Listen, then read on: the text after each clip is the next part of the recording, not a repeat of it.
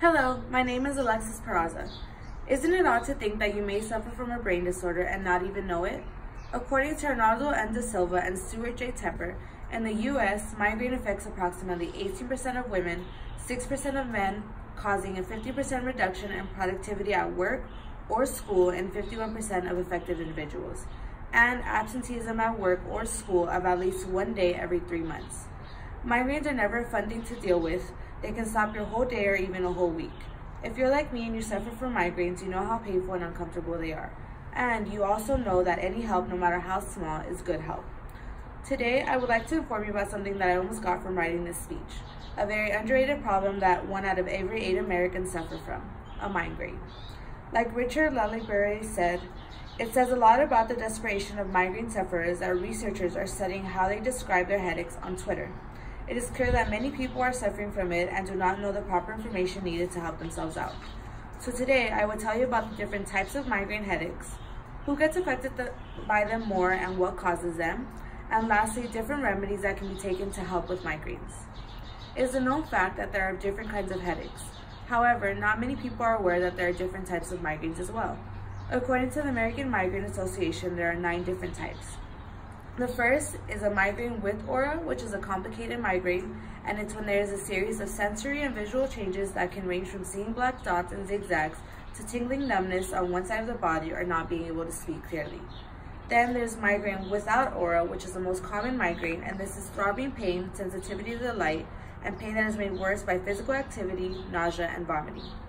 Then there's migraine without head pain, which is also called a silent migraine, which will feel dizzy and have other phases common to migraine but no head pain. Then there's a hemiplegic migraine, which is a migraine that feels more like a stroke.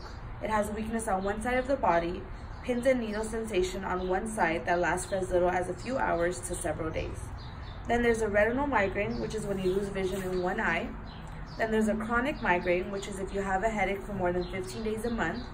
Then there's an ice pick headaches, which are pretty self-explanatory. You feel like you're getting stabbed in the head with an ice pick. And lastly, then there's cluster headaches, which is one of the most severe types, which is an almost burning pain around your eyes, at your temples, and even more moving towards the back of your head. And it can also get red or swollen eyes or a runny nose. And now lastly, there's cervicogenic headache, which is when the pain in your head is actually caused from pain in your neck. It is important to be aware of the symptoms because according to the Migraine Research Foundation, in 15 to 20% of attacks, other neurological symptoms occur before the actual head pain. Now that I have talked to you about the different type of migraine headaches, let's talk about who they affect more and some things that can trigger migraines. According to the Migraine Research Foundation, 85% of chronic migraine sufferers are women.